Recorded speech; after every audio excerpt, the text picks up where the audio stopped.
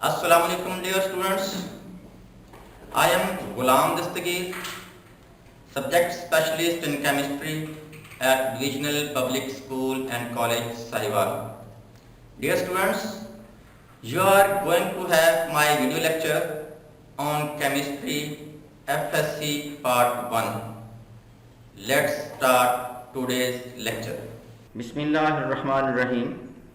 Dear students, आज हम chemistry first year का चैप्टर नंबर 3 गैसेस से लेक्चर नंबर 25 पढ़ेंगे। इस लेक्चर में हमारे ऑब्जेक्टिव्स हैं diffusion of gases, effusion of gases और Graham's law of diffusion and effusion. तो स्टूडेंट्स, हम स्टार्ट करते हैं डिफ्यूजन ऑफ गैसेस से कि डिफ्यूजन क्या होती है। मुख्तलिफ गैस मॉलिक्यूल्स का आपस में स्पॉन्टेनियसली मिक्स हो जाना डिफ्यूजन कहलाता है। जब दो गैसेस के मॉलिक्यूल्स आपस में स्पॉन्टेनियसली इंटरमिक्स होते हैं, इस प्रोसेस को हम डिफ्यूजन कहते हैं। या हम ये भी कह सकते हैं कि जब कोई गैस एक जगह पर मौजूद है तो वहाँ पर उसकी कंसंट्रेशन ज़्यादा होती है, तो फिर वो गैस हायर कंसंट्रेशन से लोअर कंसंट्रेशन की तरफ मूव करती है।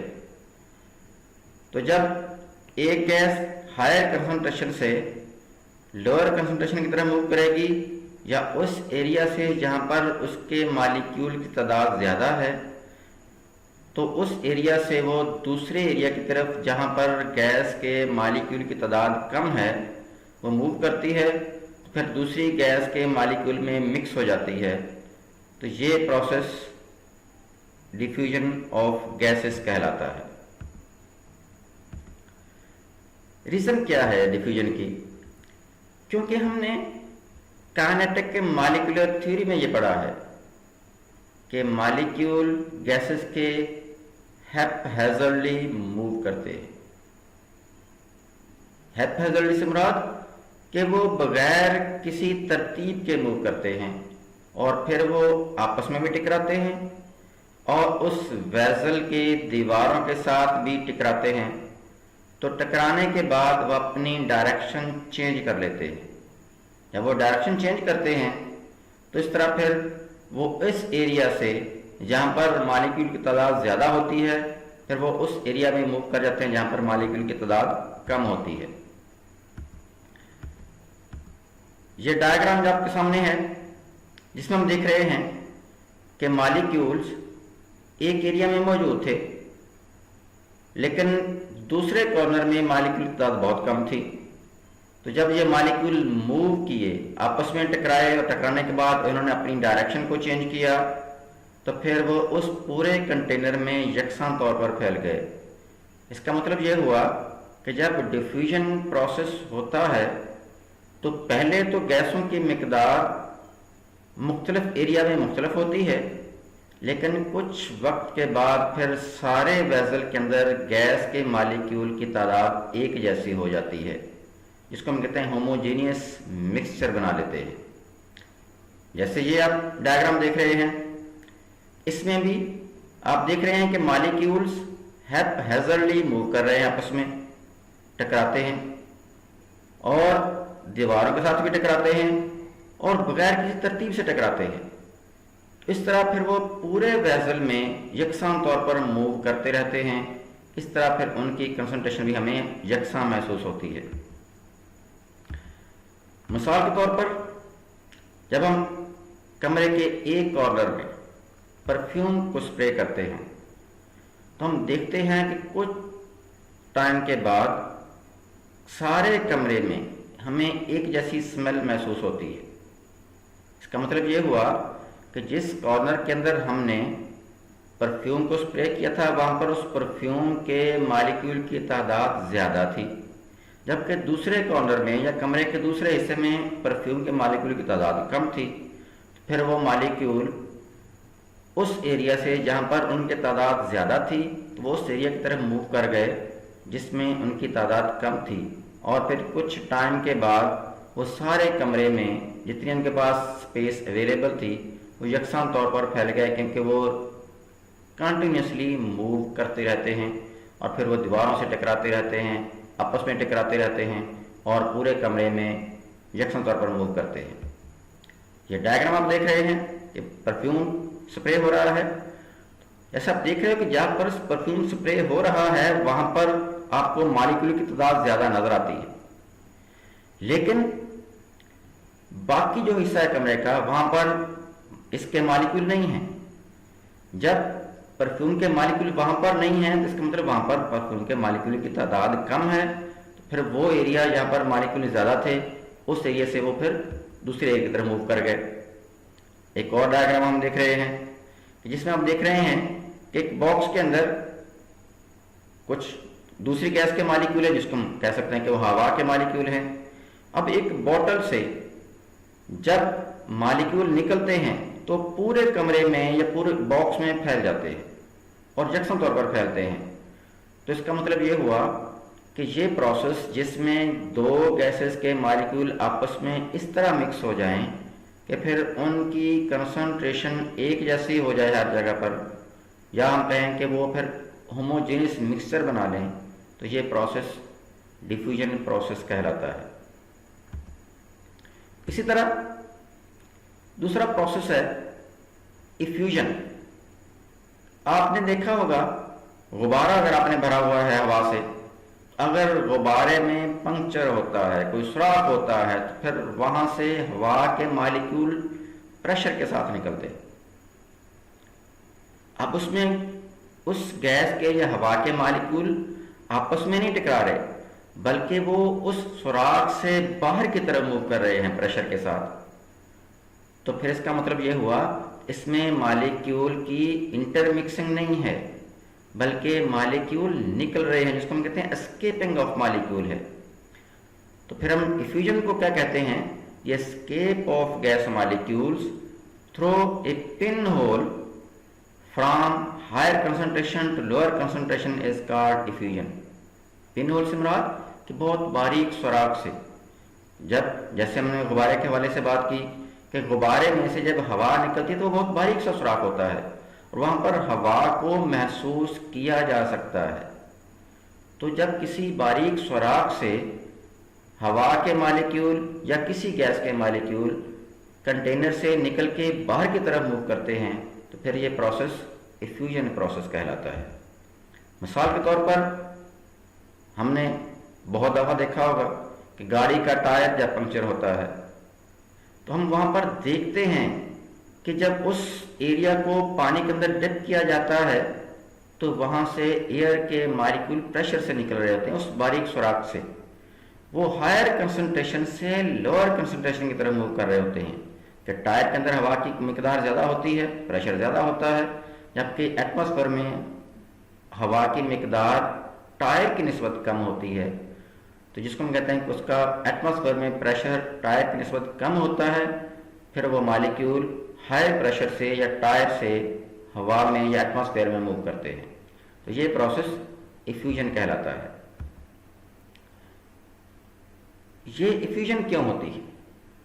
अभी तो हमने पढ़ा कि इफ्यूजन होती क्या है, अब हम पढ़ रहे हैं कि इसकी रीज़न क्या है, क्यों इफ्यूजन होती है। जैसे हमने डिफ्यूजन के हवाले से पढ़ा कि डिफ्यूजन क्यों होती है, कि डिफ्यूजन होती है कि गैस के मॉलिक्यूल आपस में टकराते हैं और अपनी डायरेक्शन चेंज करते हैं, इस तरफ आपस में मिक्स हो जाते हैं। लेकिन इफ्यूजन क्यों होती है? इफ्यूजन इसलिए होती है कि गैस के मॉलिक्यूल मूव तो करते हैं, कॉन्स्टेंटली करते हैं, और इस तरह वो दीवारों के साथ भी टकराते हैं, लेकिन जब उस दीवार में कहीं पर कोई एक सुराख हो तो जब वो मॉलिक्यूल उस सुराख के सामने आएगा तो फिर वो उस सुराख से बाहर निकल जाता है। इनके when A molecule approach just in front of the opening और होल ऑफ द कंटेनर, कि जब वो बिल्कुल उसके सामने आता है मॉलिक्यूल, फिर वो मॉलिक्यूल उस कंटेनर से उस सुराख के ज़रिए बाहर निकल जाता है। इसलिए इस प्रोसेस को हम इफ्यूजन कहते हैं। इसमें एक ही गैस है और उसके मॉलिक्यूल बाहर निकल रहे हैं वन बाय वन। बिल्कुल ऐसे ही जैसे क्लास में से जब क्लास ऑफ होती है और वहाँ पर जो बच्चे निकलते हैं, स्टूडेंट्स निकलते हैं, तो वो इकट्ठे नहीं होते बल्कि वो वन बाय वन निकलते हैं। तो ये भी एक तरह का इफ्यूजन प्रोसेस ही है। अब डायग्राम की तरफ हम देखते हैं। आप देख रहे हैं कि उस गैस के मॉलिक्यूल पहले कंटेनर के अंदर बंद हैं, लेकिन जैसे ही वो ओपनिंग होती है तो वो मॉलिक्यूल जो उस ओपनिंग के सामने आता है वो बाहर निकल जाता है और इस तरह आहिस्ता आहिस्ता उस कंटेनर में से गैस के मॉलिक्यूल तकरीबन सारे बाहर निकल जाते हैं। एक और डायग्राम हमारे सामने है जिसमें हम देख रहे हैं कि एक सुराख है दरमियान में, जिसमें गैस के मॉलिक्यूल जो उस सुराख के सामने आते हैं वो बाहर निकल रहे हैं, लेकिन जो दूसरे मॉलिक्यूल हैं वो बाहर नहीं निकल रहे बल्कि वो उसी जगह पर मौजूद रहते हैं या उस दीवारों से टकराते रहते हैं। इस तरह हमने डिफ्यूजन और इफ्यूजन को पढ़ा। अब हम पढ़ेंगे जब गैस के मॉलिक्यूल मूव करते हैं, सारी गैसों के मॉलिक्यूल एक जैसी स्पीड से मूव नहीं करते बल्कि वो डिफरेंट स्पीड से मूव करते हैं, तो फिर इनमें क्या रिलेशन बनता है। इस रिलेशन को डिस्कस किया थॉमस ग्राहम ने। उसने देखा कि गैस के मॉलिक्यूल मूव करते हैं लेकिन डिफरेंट गैसेस के मॉलिक्यूल डिफरेंट स्पीड के साथ मूव करते हैं। क्यों डिफरेंट स्पीड के साथ मूव करते हैं? क्योंकि डिफरेंट गैसेस का मॉलिक्यूलर मास डिफरेंट होता है। तो उसने फिर इस रिलेशन को, जो speed of the molecule and molecular mass of the molecule है, इसको एक लॉ की शक्ल में डिफाइन किया। तो वो लॉ क्या है या उसकी डेफिनेशन क्या है ग्राम्स लॉ ऑफ डिफ्यूजन की? रेट ऑफ डिफ्यूजन और fusion of A gas is inversely proportional to square root of its density at constant temperature and pressure. कि कोई भी गैस है वो डिफ्यूज होती है या फ्यूज होती है, तो उसका जो डिफ्यूज होने का या फ्यूज होने का मीन्स के मूव करने का जो रेट है या स्पीड है वो उसकी डेंसिटी के स्क्वायर रूट के इनवर्सली प्रोपोर्शनल होता है। Mathematically rate of diffusion proportional to 1/d√। शर्त यह है कि टेम्परेचर और प्रेशर कांस्टेंट रहें। तो हम इस इक्वेशन को सिंप्लीफाई करते हैं। तो हमने ये पढ़ा है पहले भी कि जब प्रोपोर्शनलिटी साइन को ख़त्म किया जाता है तो वहाँ पर फिर k एज ए कांस्टेंट लगाया जाता है।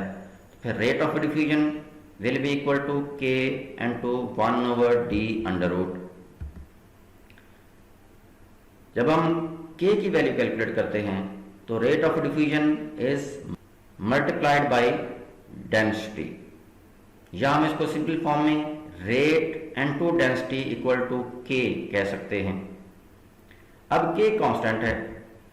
फर्ज करें कि अब हमारे पास दो मुख्तलिफ गैसेस हैं 1 और 2।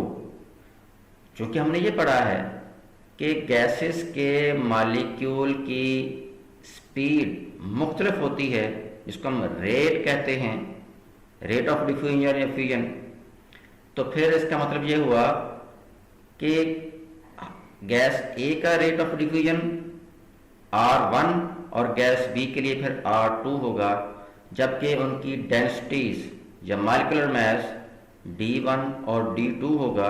तो फिर हमारे पास ग्राम्स लॉ के तहत इक्वेशन बन जाती है गैस 1 के लिए R1 into D1 equal to K1, ये गैस 1 के लिए है।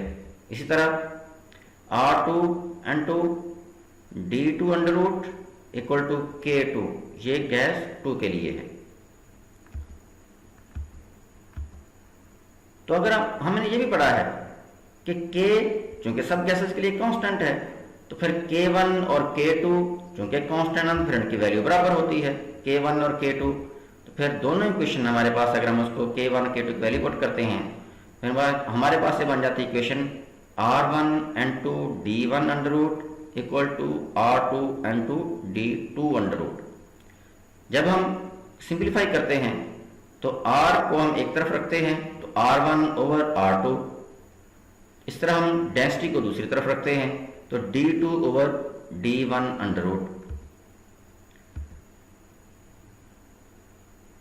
चूंकि densities of the gas is always directly proportional to molecular mass of the gas, means कि किसी गैस का अगर मॉलिक्यूलर मास ज्यादा होगा तो उसकी डेंसिटी भी ज्यादा होगी।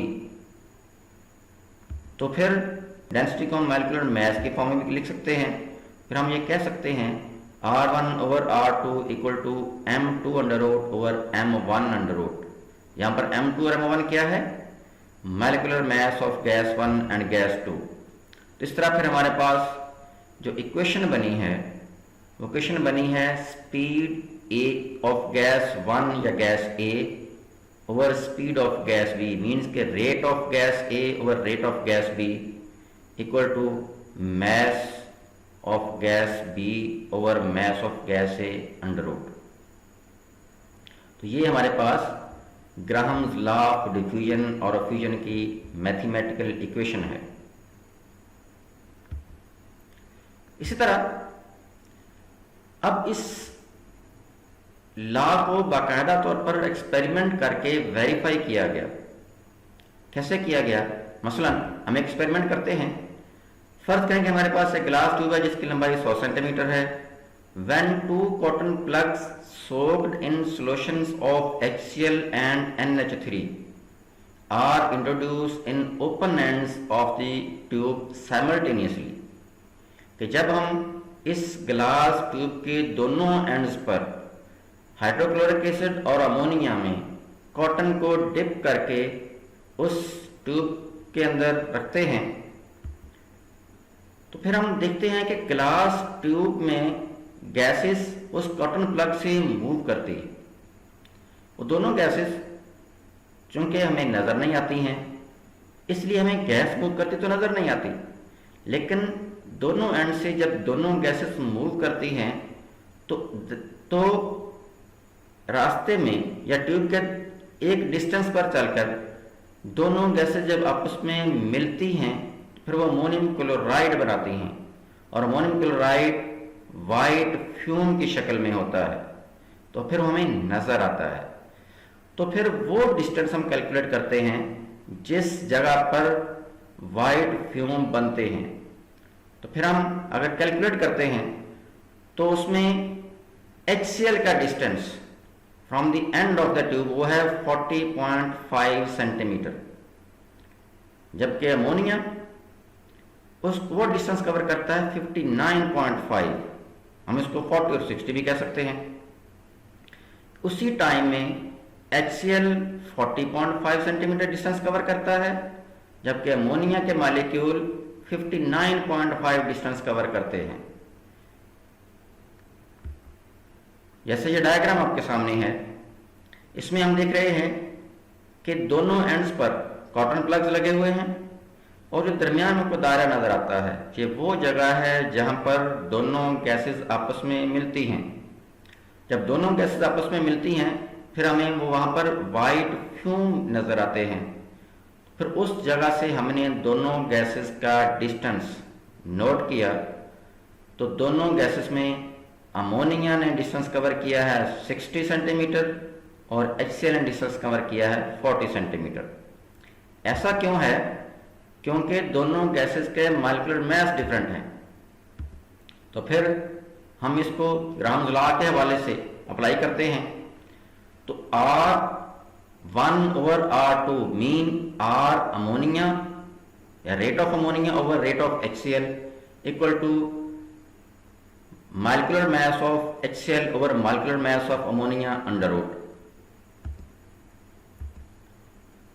हम रेट ऑफ अमोनिया से मुराद उनकी स्पीड है, उनका डिस्टेंस है, तो 59.5 ओवर 40.5 इक्वल टू 36.5, यानी कि मॉलिक्यूलर मास ऑफ HCl 36 होता है, जबकि अमोनिया का मॉलिक्यूलर मास 17 होता है।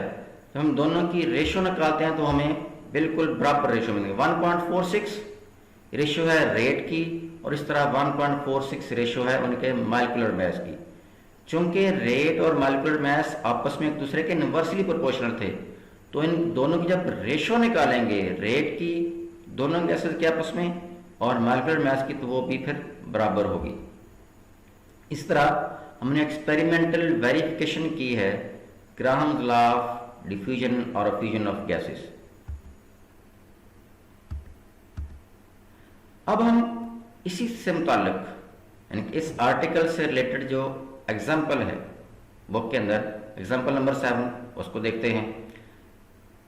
यही ग्राहम लॉ को अप्लाई करते हुए एग्जाम्पल क्या है, 250 centimetre cube of sample of hydrogen effuses 4 times as rapidly as 250 centimetre cube of an unknown gas. कि दो गैसेस हैं, एक हाइड्रोजन है और एक अननोन गैस है, दोनों का वॉल्यूम सेम है और दोनों गैस इफ्यूज करती हैं, लेकिन हाइड्रोजन दूसरी अननोन गैस से 4 गुना स्पीड से, 4 गुना ज़्यादा स्पीड से मूव करती है या इफ्यूज करती है। तो मालूम हमने क्या करना है, molecular mass of unknown gas. हमें नहीं पता वो गैस कौन सी है, हमने मॉलिक्यूलर मास मालूम करना है कि उस गैस का मॉलिक्यूलर मास क्या होगा। डेफिनेटली उसका मास हाइड्रोजन से ज़्यादा होगा क्योंकि उसकी स्पीड स्लो है। इसको सॉल्व करते हैं।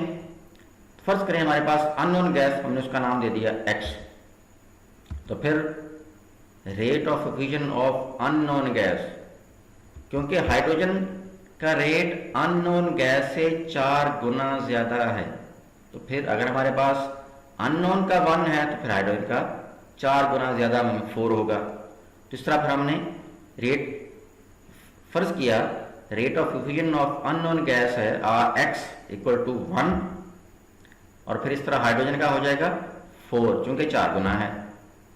अब हम मोलर मास की बात करते हैं, क्योंकि इसमें मोलर मास इस्तेमाल होंगे।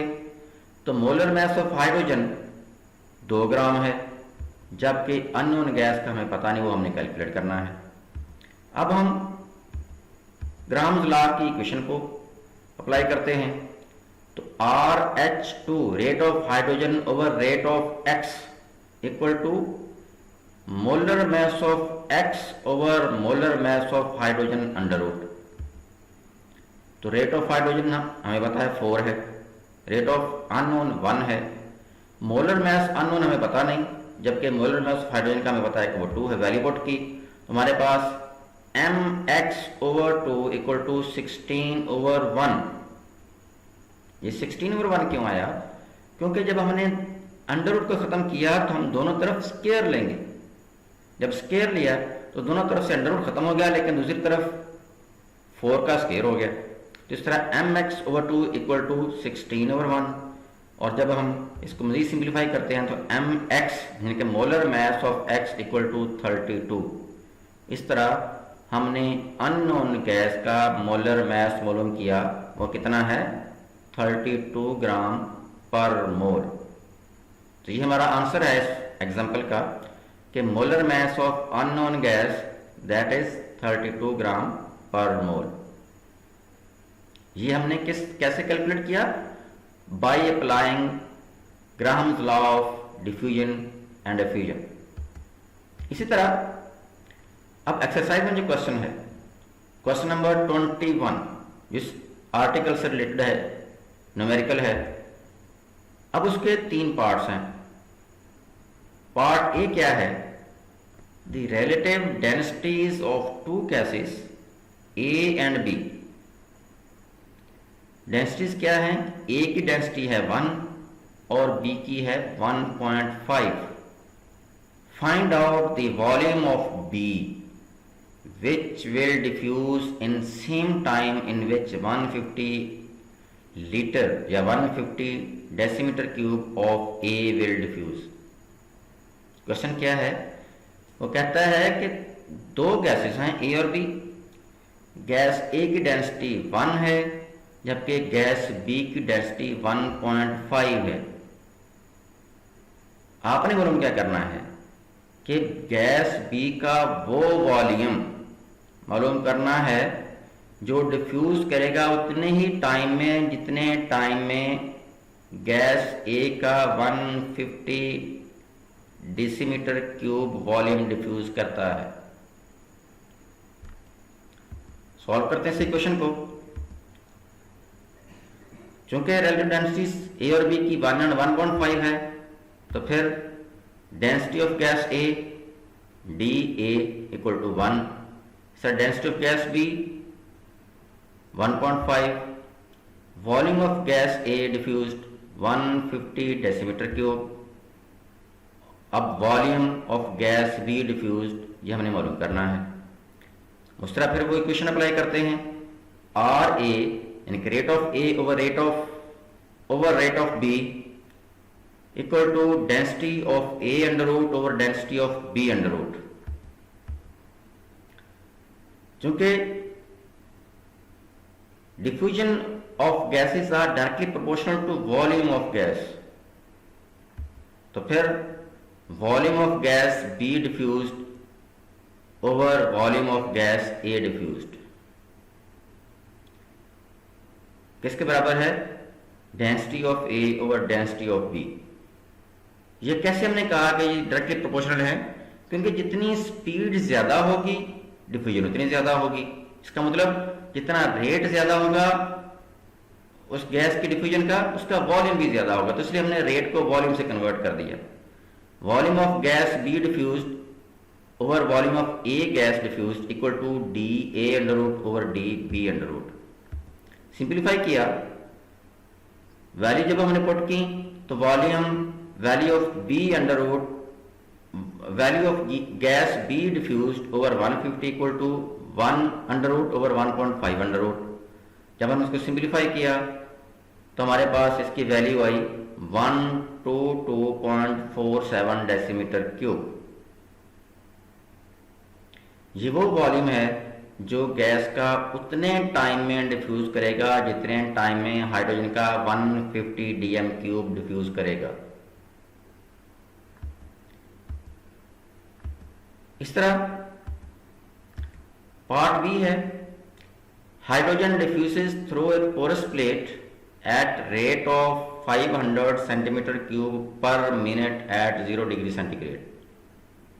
हाइड्रोजन गैस है जो एक पोरस प्लेट में से डिफ्यूज करती है, किस रेट के साथ? 500 centimetre cube per minute. What is the rate of diffusion of oxygen through the same porous plate at 0 degree centigrade? उसी टेम्परेचर पर फिर ऑक्सीजन का रेट ऑफ डिफ्यूजन क्या होगा? बहुत सिंपल सा क्वेश्चन है। Rate of diffusion of hydrogen gas 500 centimetre cube per minute, rate of oxygen हमने मालूम करना है। मोलर मास ऑफ हाइड्रोजन 2 ग्राम पर मोल।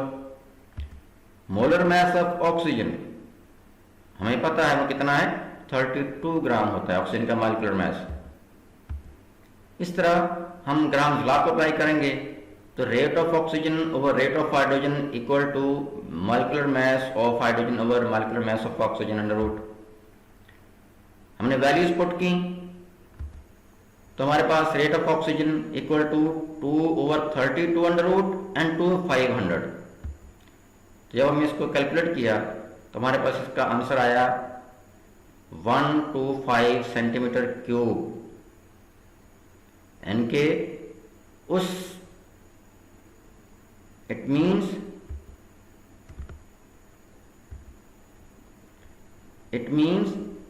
के उसी टाइम में जितने टाइम में हाइड्रोजन का 500 सेंटीमीटर क्यूब वॉल्यूम डिफ्यूज करता है, ऑक्सीजन का सिर्फ 125 सेंटीमीटर वॉल्यूम डिफ्यूज करेगा। अब हम पार्ट सी की बात करते हैं। पार्ट सी क्या है? The rate of diffusion of an unknown gas A through a pinhole is found to be 0.279 times the rate of effusion of hydrogen through the same pin hole. कि कोई अननोन गैस ए है जिसका rate of effusion hydrogen gas के मुकाबले में 0.279 है, मतलब कि हाइड्रोजन से कम है, तो आपने उस गैस का मॉलिक्यूलर मास मालूम करना है। यह भी इस तरह बहुत सिंपल सा क्वेश्चन है। अब चूंकि उसने रेट दिया है और कंपैरिजन के साथ है, तो हम फर्ज करते हैं कि rate of effusion of unknown gas 0.279 है। रेट ऑफ इफ्यूजन हमारे पास हाइड्रोजन का क्या होगा 1, मॉलिक्यूलर मास ऑफ हाइड्रोजन 2 ग्राम। इस तरह मॉलिक्यूलर मास हमने अननोन गैस का मालूम करना है, जिसको हमने गैस ए का नाम दिया। ग्राम्स लॉ को अप्लाई करते हैं तो rate of hydrogen over rate of gas A equal to molecular mass of gas A over molecular mass of hydrogen. अब चूंकि अंडर रूट है तो उसको खत्म करने के लिए हम दोनों तरफ स्क्वायर लेते हैं, तो दोनों तरफ स्क्वायर लेने से हमारे पास Ma ओवर MH2 ये हमारे पास है rate of hydrogen over rate of A square की वैल्यू पुट की हमने। रेट ऑफ हाइड्रोजन हमें पता है 1 है, रेट ऑफ ए हमारे पास 0.279 है, तो मॉलिक्यूलर मास ऑफ हाइड्रोजन हमारे पास 2 है, इसकी वैल्यू पुट की तो हमारे पास इसका आंसर आया है 12.85 इंटू 2 मीन्स 25.7 ग्राम पर मोल। इस तरह हमने अननोन गैस उसका मॉलिक्यूलर मास मालूम किया है 25.7। तो ये न्यूमेरिकल थे एक्सरसाइज में जो हमने किए इस आर्टिकल के हवाले से। तो अब हमने जितना आर्टिकल पढ़ा है, मतलब हमने डिफ्यूजन, इफ्यूजन और ग्राहम लॉ ऑफ डिफ्यूजन को पढ़ा, हम इसको रीकैप करते हैं, एक दफ़ा रिवाइज करते हैं कि हमने आज क्या पढ़ा है। मसलन हमने पढ़ा है डिफ्यूजन ऑफ गैसेस। तो डिफ्यूजन ऑफ गैसेस के अंदर हमने क्या पढ़ा? हमने कहा intermixing of gas molecules with each other is called diffusion of gases। Simple सी डेफिनेशन। फिर हमने पढ़ा effusion of gases. Effusion of gases क्या था? Escaping of gas molecule. अब इसमें इंटरमिक्सिंग नहीं है। फिर हमने पहले भी हमने बात की, दोबारा बात कर रहे हैं कि डिफ्यूजन और फ्यूजन में डिफरेंस ये है कि डिफ्यूजन में गैस मॉलिक्यूल आपस में मिक्स होते हैं एक दूसरे के साथ, लेकिन फ्यूजन में गैस मॉलिक्यूल्स मिक्स नहीं होते, बल्कि वो मूव आउट करते हैं from a pin hole. Fusion क्या है? Escaping of gas molecules from area of higher concentration to lower concentration from a pin hole is called fusion. इस तरह हमने एप्लीकेशंस पढ़ी डिफ्यूजन फ्यूजन की। एप्लीकेशन क्या थी? मसलन परफ्यूम का स्प्रे होना, मुख्तलिफ हम चीज़ों की स्मेल महसूस करते हैं, मुख्तलिफ परफ्यूम की स्मेल है, मुख्तलिफ चीज़ों की स्मेल है, सुई गैस की स्मेल है। वो सारे के सारे जो प्रोसेस हैं कि जहाँ से वो गैस निकलती है या मॉलिक्यूल्स उसके गैस के होते हैं, वहाँ से वो इफ्यूज़ करके या डिफ्यूज़ करके बाहर की तरफ मूव करते हैं, तो दूसरी जगह पर भी पहुँच जाते हैं जहाँ पर हम उसकी स्मेल को महसूस कर सकते हैं। तो ये फिर एप्लीकेशन में पढ़ी डिफ्यूजन और फ्यूजन गैसेस की। और फिर लास्ट में हमने पढ़ा Graham's law of diffusion and diffusion कि इनके स्पीड क्या है, इनका रेट क्या है, या गैसेस का डिफ्यूजन या फ्यूजन का मास और स्पीड का क्या रिलेशन है। और इसके साथ साथ फिर हमने इसको बाकायदा वेरीफाई किया। हमने एक्सपेरिमेंटल वेरिफिकेशन पढ़ी है ग्राहम्स लॉ ऑफ डिफ्यूजन और फ्यूजन की। इसके अंदर हमने HCl और अमोनिया को एक ग्लास ट्यूब में से पास ऑन किया, तो हमने देखा कि HCl गैस का चूँकि मॉलिक्यूलर मास ज़्यादा है तो वो कम डिस्टेंस कवर करती है, और अमोनिया गैस का मॉलिक्यूलर मास कम होता है तो वो ज़्यादा डिस्टेंस कवर करती है। तो इस तरह हमने बाकायदा तौर पर अप्लाई किया Graham law of diffusion and effusion और उसको वेरीफाई किया कि वाकई स्पीड और मॉलिक्यूलर मास का गैसेस का आपस में रिलेशन है और वो इन्वर्सली प्रोपोर्शनल होते हैं। अब जो हमने पढ़ा है असाइनमेंट के हवाले से अगर हम बात करें तो हमने जो पढ़ा है, हमने पढ़ा है diffusion, effusion, Graham law of diffusion and effusion. तो आप लोगों ने उसमें से क्या समझा है? तो अब असाइनमेंट है आप लोगों के लिए। असाइनमेंट क्या है? एक क्वेश्चन है कि justify that light gases diffuse more rapidly than heavier gases. आपने इस बात की वजाहत करनी है कि जो लाइट गैसेस हैं वो हैवी गैसेस से ज़्यादा तेज़ी से डिफ्यूज करती हैं। इसी तरह कि सुई गैस अगर कहीं से लीक होती है तो हमें कैसे पता चलता है कि वो गैस लीक हो रही है कहीं से? इस बात की अपनी वजाहत करनी है इस लॉ को डिफाइन करते हुए या इस लॉ के रेफरेंस में, डिफ्यूजन और एफ्यूजन के रेफरेंस में। और तीसरा क्वेश्चन है what is the difference between diffusion and effusion.